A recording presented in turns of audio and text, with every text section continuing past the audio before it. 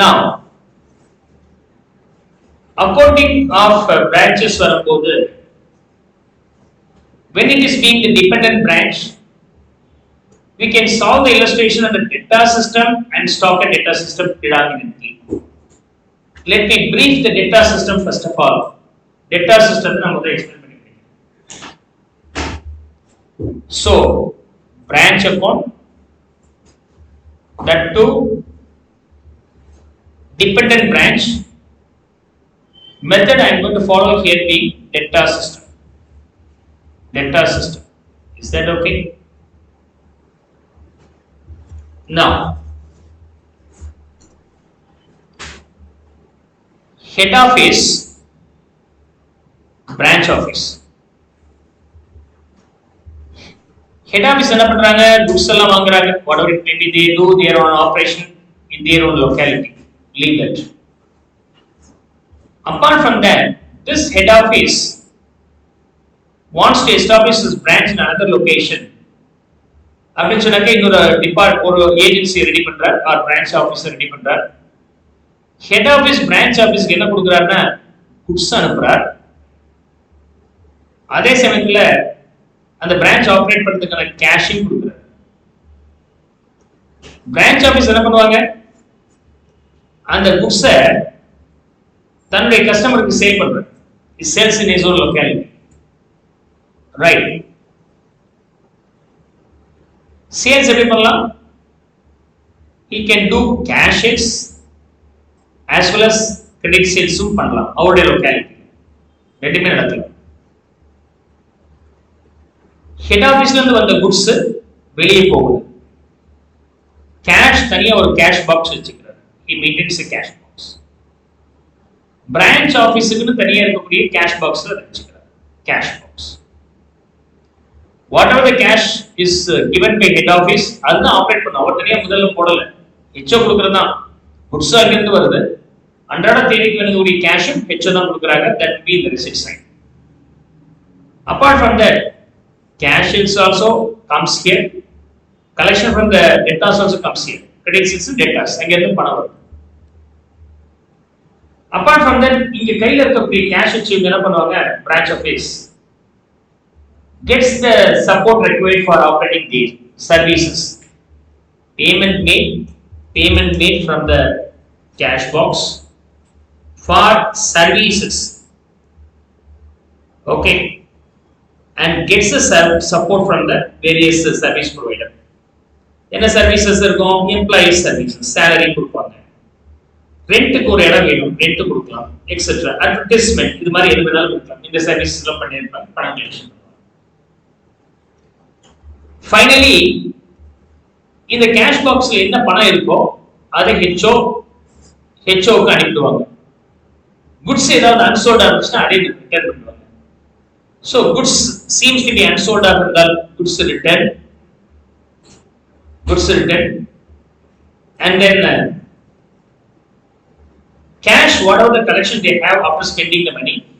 ஆரம்பத்துல 10,000 ரூபாய் கொடுத்தேன், அதுக்கப்புறம் கலெக்ஷன் வந்திருக்கு, அது ஒரு 1 லட்சம் ரூபாய், 1,10,000 ரூபாய் என்ன செலவு இருக்கோ அது போக மிச்சத ரெமிட் பண்ணி ஆகணும். ஸோ கேஷ் ரெமிட் ரொம்ப சிம்பிளா நீங்க மைண்ட்ல வச்சுக்கிறது ஒரு சின்ன லாஜிக் சொல்றேன்.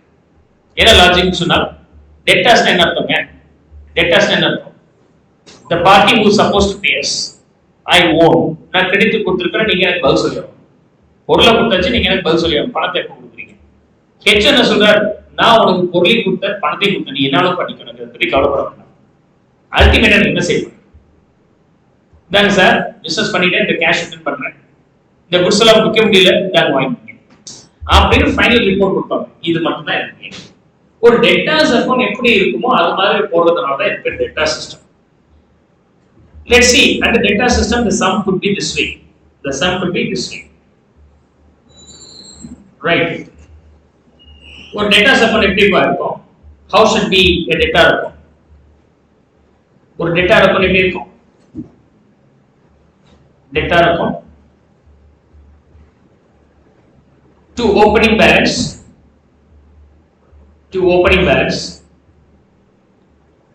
by closing balance.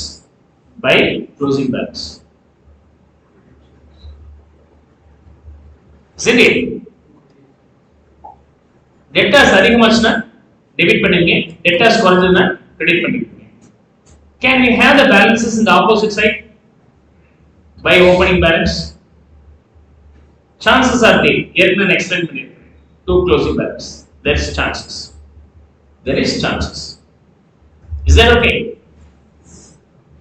எப்ப டெபிட் பேலன்ஸ் டெட்டாஸ் பேலன்ஸ் வந்து நமக்கு கிரெடிட் பேலன்ஸா இருக்கும். டெட்டாஸ் பேலன்ஸ் கிரெடிட் பேலன்ஸ் எப்ப இருக்கும்? We might have received advance வாங்கியிருக்கோம் இல்லையா? இப்போ பெட்டி ஷாப்லாம் விற்கிறாங்கன்னா ஒரு கூல் ட்ரிங்க்ஸ் விற்கணும்னு நினைக்கிறாங்க. பெப்சி கம்பெனி, கோக் கம்பெனில வந்து என்ன பண்றாங்க, எங்களுக்கு கூல் ட்ரிங்க்ஸ் கொடுங்க சார் அப்படின்னு சொன்னா என்ன சொல்லுவாங்க, முதல் ஃப்ரிட்ஜ் வாங்கணும், அதை நானே கொடுத்துறேன், ஒரு டெபாசிட் கொடு, ஏன் ஃப்ரிட்ஜ் வச்சுக்கிறேன், ஃப்ரிட்ஜ் ரிட்டர்ன் பண்ணா டெபாசிட் ரிட்டர்ன் வாங்கிக்கோ அப்படின்னு சொல்லியிருப்பாங்க. ஸோ பெப்சி கம்பெனிக்கு பெட்டி ஷாப்ல இருந்து அந்த 50,000 rupees வந்து collection from the debtors as an advance. அதுக்கப்புறம் இந்த கூல் ட்ரிங்க்ஸ் கிரேட் சேல் பண்றாங்க இல்லையா, சேல் பண்ணிட்டு ஒரு 3 மாசத்துக்கு அப்புறம் கலெக்ஷன் வாங்குவாங்க. அந்த சேல்ஸுக்கு கிரெடிட் என்னவா இருக்கும், ரிவர்ஸ்ல ஒன்னு கிரெடிட் பேலன்ஸ், ஒன்னு debit balance. Advance credit balance, credit வாங்குனதுக்காக கொடுக்க வேண்டிய பணம், கலெக்ட் பண்ண வேண்டிய பணத்துக்கு வந்து debtors balance. So we may either have opening balance and closing balance. And இதே லாஜிக் தான். எப்ப டெட்டாஸ் பேலன்ஸ் இன்க்ரீஸ் ஆகும், கிரெடிட் சேல்ஸ் பண்ண இன்க்ரீஸ் ஆகும். எப்ப குறையும், கலெக்ஷன் வந்துச்சுன்னா குறையும். ஹெச்ஓ என்ன பண்ணிட்டாரு இங்க அப்படின்னு சொன்னாக்க, நீ என்ன பண்ண எனக்கு என்ன சார், நீங்க எனக்கு ஒரு டெட்டா, அவ்வளவுதாங்க. அப்ப டெட்டாஸ் அக்கௌண்ட் கிடையாது, என்னது பிரான்ச் ஆபீஸ் அக்கௌண்ட். சோ அப்ப क्वेश्चनல ஓபன் பிரான்ச் ஆபீஸ் அக்கௌண்ட் சொன்னாலே உங்க மைண்ட் என்ன இருக்கணும், இட்ஸ் a டெட்டாஸ். டெட்டாஸ் சிஸ்டம்ல ஃபாலோ பண்றோம். ஓகே, எப்ப பிரான்ச் ஆபீஸ் உடைய பேலன்ஸ் அதிகமாகும், ஹெச்ஓ பிரான்ச் ஆபீஸ்க்கு பண்ற சப்போர்ட் எல்லாமே பிரான்ச் ஆபீஸை டெபிட் பண்ணிடுவாங்க. பிரான்ச் ஆபீஸ் இந்த ரிட்டாலியேஷன் செட்டில்மென்ட் பண்றது எல்லாமே என்ன பண்ணிடுவாங்க, கிரெடிட் பண்ணிடுவாங்க. That's all. அப்ப ஹெச்ஓ கிட்ட இருந்து பிரான்ச் ஆபீஸ் போறது இன்க்ரீஸ் பண்ற ஐட்டம் டெபிட் பண்ணோம். In retaliation, branch office will settle it later or goods seems to be unfit to be sold also returned. அப்ப ரெண்டு விஷயங்கள் டெட்டாஸ் அதிகப்படுத்துறது காரணமாக இருக்க முடியும். ஒன்னு குட்ஸ் சென்ட், அதாவது பிரான்ச் ஆபீஸ் நமக்கு தர வேண்டிய பணம் அதிகமாகும். இன்னொன்னு கேஷ் சென்ட். ஒரு சிம்பிளா இருக்கும், குட்ஸ் சென்ட், கேஷ். ஃபைனலா எப்ப குறையும், goods unfit will be returned, அப்போ குறையும். And cash remitted will also be now recorded. Is that clear? So opening balance, closing balance, or set.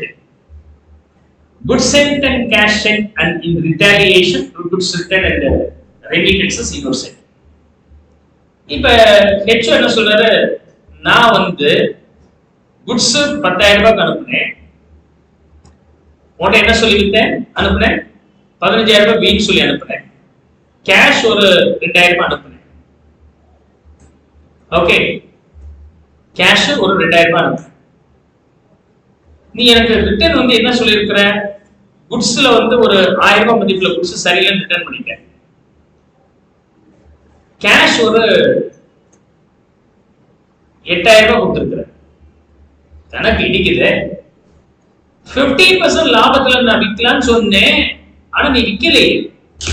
10,000 ரூபாய் அனுப்புனால் 50% லாபம் சொன்னால் 10% 15,000 ரூபாய் போயிருக்கணும்.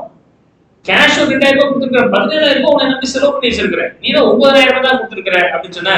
சார் கவலைப்படாதீங்க சார், என் கையில வந்து இன்னொரு 6,000 ரூபாய் இருக்கு, என் கையில இன்னொரு 6,000 ரூபாய் இருக்கு. சோ 6,000 ரூபாய் தரணுமா? ஆமா. இப்ப 6,000 ரூபாய் தந்தா 15,000 ரூபாய் ஒரு டீசன்ட் இன்கம். ஓகே குட், நான் ஆப்ரேட் பண்றேன் அப்படின்றாரு. இன்னும் 6,000 ரூபாய் தரணுமா? ஏன் தரல, இன்னும் தந்து முடியும் அப்படின்னு சொன்னாக்கா அவர் சொல்றாரு பிரான்ச் ஆபீஸ், சார் நீங்க தான் சொன்னீங்க கிரெடிட் சேல்ஸ் பண்ணிட்டேன், இன்னும் பணம் வராம இருக்கு. நீங்க குட்ஸ் வித்தீங்கல்ல, கொடுத்தீங்கல்ல எனக்கு, அது விற்காம கொஞ்சம் பெண்டிங் இருக்கு. இந்த 6,000 ரூபாய் என்னவா இருக்குன்னு சொன்னால், இந்த 6,000 ரூபாய் என்னவா இருக்குன்னா 4,000 ரூபாய் குட்ஸ் விற்காம இருக்கு சார், இன்னும் வித்து சொல்றேன்.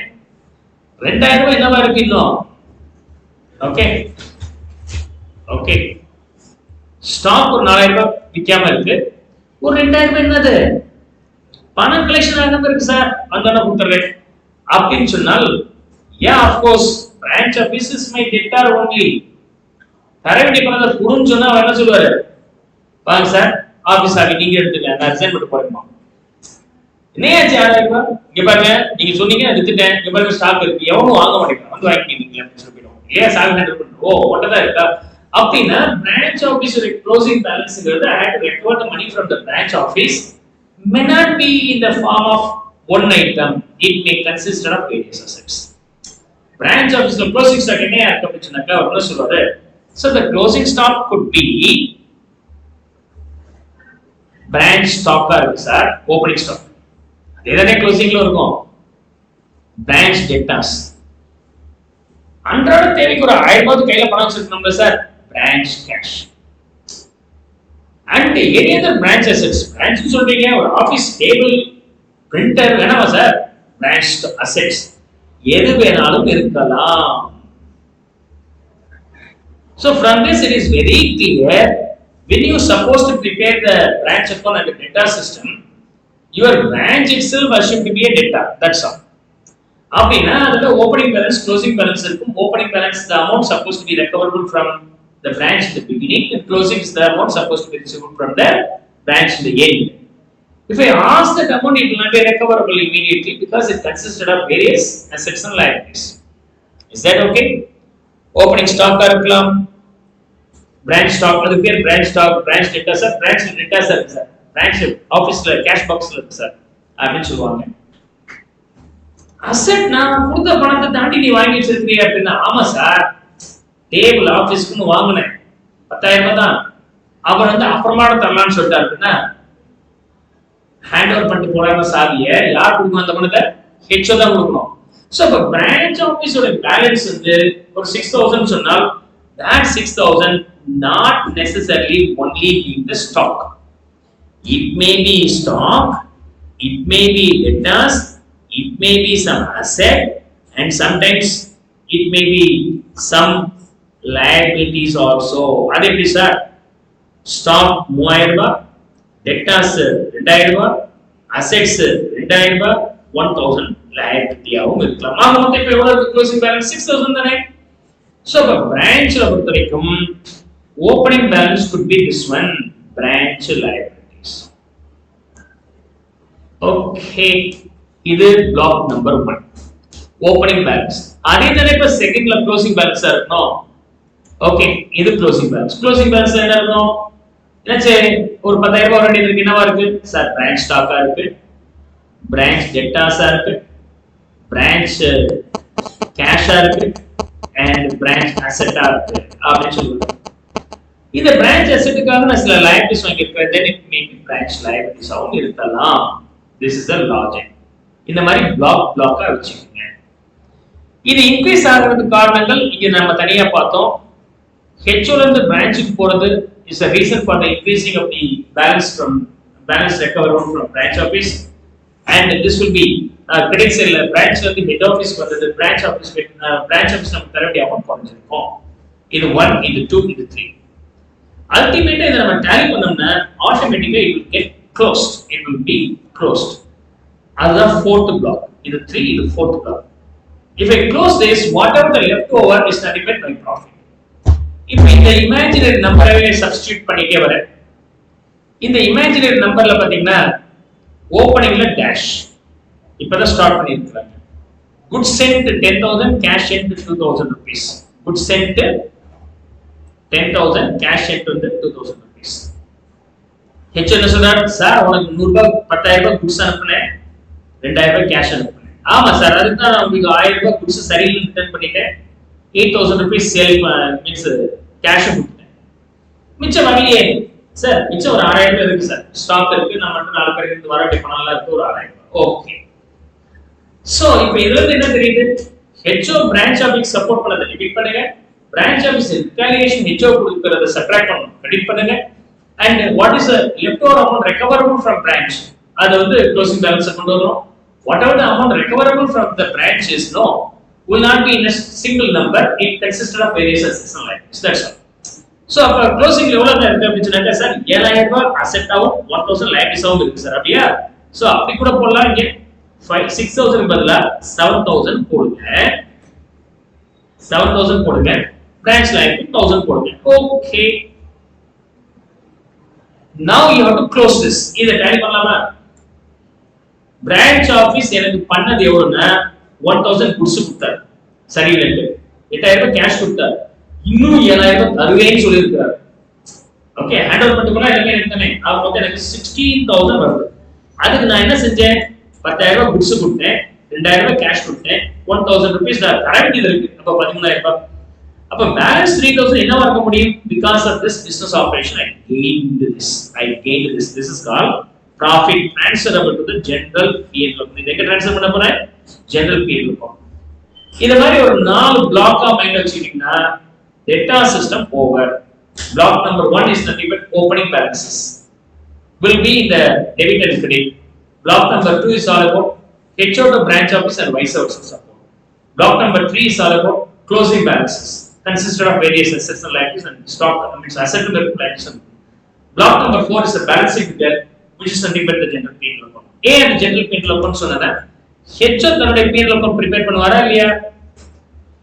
அப்படி HO தன்னுடைய P&L account prepare பண்ணாருன்னா அதுல அவர் வந்து நெட் ப்ராஃபிட் போட்டிருப்பார். அதை வந்து ஜெனரல் P&L account ட்ரான்ஸ்ஃபர் பண்ணிருப்பார். தன்னுடைய P&L account வந்து ஒரு 10000 ரூபாய்.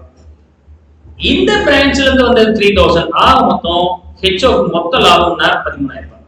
This will be the profit because of the daily operation. This is the profit because of the branch of operations. ரெண்டு சேர்த்து ஓவரால் HO க்கு கிடைச்ச லாபம் 13000 சொல்லியாச்சு. This is called cost price model.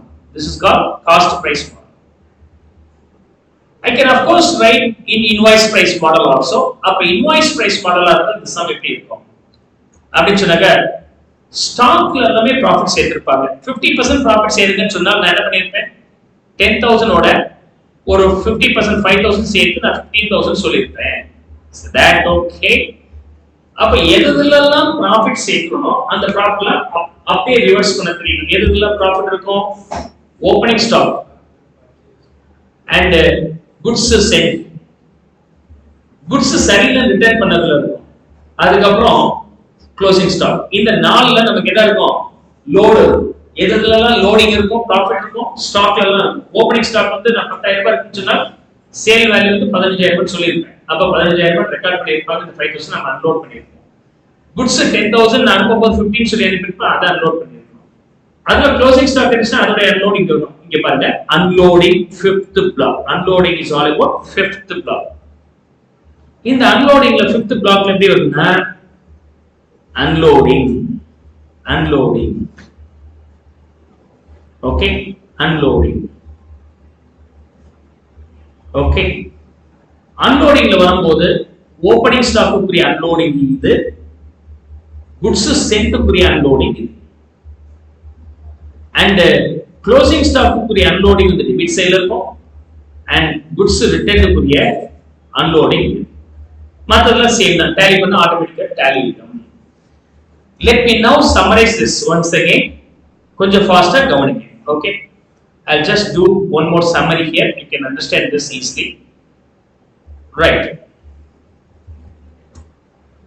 Now, come on, guess and tell me. Full structure எப்படி இருக்கும்? அவ்வளவுதான். இதுக்கு மேல ஒண்ணுமே கிடையாது. You should not have any confusions. So under data system, what is the account going to be prepared சொன்னால் branch account prepare பண்ணோம். branch account prepare பண்ணும்போது block 1 is all about opening balances. is the block number 1. debit side என்ன இருக்கும்னா branch stock, branch debtors, branch cash or petty cash or any other assets இருக்கலாம். liability sideல branch liabilities இருக்கலாம். This will be the set number 1. Is that okay? I am rushing through now because of the repetition, right? You can keep this in your mind. Second part is HO to branch office போறது second block. branch office ல இருந்து HO போறது second block. Okay, in the credit side. HO ல இருந்து branch office க்கு என்ன போகும்? goods sent இருக்கும் cash sent ஆக இருக்கும். goods sent ஆகும் cash sent ஆக இருக்கும். அதே மாதிரி branch office to HO வரும்போது goods சரியில்லை ரிட்டர்ன் பண்ணதாக இருக்க முடியும் and cash remittances ஆக இருக்க முடியும். cash remittances ஆக இருக்க முடியும். This is the second block. Third block is all about what? Loading இருந்தால் அது unload பண்ண சொல்லுங்க. Loading இருந்தால் unloading case. இப்ப cost price மாடலா இருந்தால் இந்த particular block வராது. Invoice price மாடலா இருந்தால் இந்த block வரும் unloading. இந்த unloading எதுலெல்லாம் நடக்கும் அப்படி சொன்னாக்க எதுலெல்லாம் நடக்கும்னு சொன்னால் இந்த சைடுல டெபிட் சைடுல கிரெடிட் சைடுல இருக்கக்கூடிய ஸ்டாக் அதாவது goods சரியில்லை ரிட்டர்ன் பண்ணப்பட்டதும் and closing stock இருக்கும் கிரெடிட் சைடுல அதுக்குரியது closing stock அதுக்குரிய unloading நம்ம பண்றோம். அதே மாதிரி கிரெடிட் சைடுல வந்து unloading வரும்போது டெபிட் சைடுல இருக்கக்கூடிய ஸ்டாக் அதாவது ஓபனிங் ஸ்டாக்கும் goods sent இருக்கும் இதோடைய unloading நம்ம பண்ண போறோம். Right, third block. Fourth block is all about closing balances. Okay, closing balances here and closing balances here. Okay, closing balances na again it consisted of various assets like branch stock, branch debtors, branch cash and any other branch assets. Okay, branch assets. Is that okay? And we get branch liabilities. Okay, branch liabilities. Whatever it may be. They could have purchased some assets and some goods other credit balance account. This will be the fourth block. Then the last block is all about the fifth one. Okay, fifth one is nothing but if you tally, it will not tally, and the difference na namakku profit or loss. Debit side irundal profit transferable to the general P&L account, credit side irundal adu transferable to the general P&L profit or loss account where it is a loss. In the sale of the loss, in the sale of the profit. That's how we can have the complete structure. Your simple illustration and a professional level the exam questions கேக்கும்போது இது மாதிரி சிம்பிளா கேட்க மாட்டாங்க, they make it complicated. Right. Then the extra points you have to keep in your mind for preparing the data system சொன்னால் point number 1, what about the abnormal loss treatment? Abnormal loss treatment in this case is omitted. நம்ம trading and P&L அக்கவுண்ட்ல போட்டோம்னா ட்ரேடிங்ல credit சைடுல போடுவோம், abnormal loss P&L அக்கவுண்ட்ல debit பண்ணுவோம். ரெண்டையும் சேர்த்து கிளப் பண்ணாங்க நியூக்ளியஸ் ஆயிடும் இல்லையா? இது ultimate general P&L account. General P&L account net profit தான் கண்டுபிடிக்கிறீங்க. நெட் ப்ராஃபிட் கண்டுபிடிக்கிறீங்கன்னா ஜிபி ல இருந்து எல்லாமே அட்ஜஸ்ட் ஆயிடுச்சுன்னு அர்த்தம். Whatever things happens at this location, we never mind about that. This is the one point you have to understand. Second point, உங்களுக்கு டைரக்டா branch stock, debtors, cash கொடுக்க மாட்டாங்க. They will not give you. அப்ப என்ன sir பண்ணனும்? If these things not given, what you have to do? Yeah, come on சொல்லுங்க. இந்த details எல்லாம் கொடுத்தா சௌரியங்க. நமக்கு தான் தெரியுது டைரக்டா இப்ப நம்ம சொல்லப்பட்ட 5 விஷயத்துக்குள்ள நம்ம ஃபீட் பண்ணிரலாம் கொடுத்திருந்தா. ஆனா அவங்க கொடுக்க மாட்டாங்க. Suppose ஸ்டாக் கொடுக்கல, என்ன பண்ணனும்? You have to open the stock account. Debtors balance கொடுக்கல, opening debtors இல்ல closing debtors ஏதோ ஒரு விஷயம் கொடுக்கல, then you have to open the debtors account. Cash எவ்வளவு remittances கொடுக்கலன்னு நீங்க என்ன பண்ணணும்? Cash. அப்ப இதெல்லாம் எப்படி இருந்தது? நார்மல் சிங்கிள் என்ட்ரி மாதிரி இருந்தது. அதுதான் நான் சொன்னேன் single entry will have the wider applications சொன்னேன். Single entry, final accounts and non-profit organization rectification errors. This will have the wider applications throughout the study in your accounts. So you better open the branch stock account and branch debtors account. If all these things are the working notes, to get some missing data.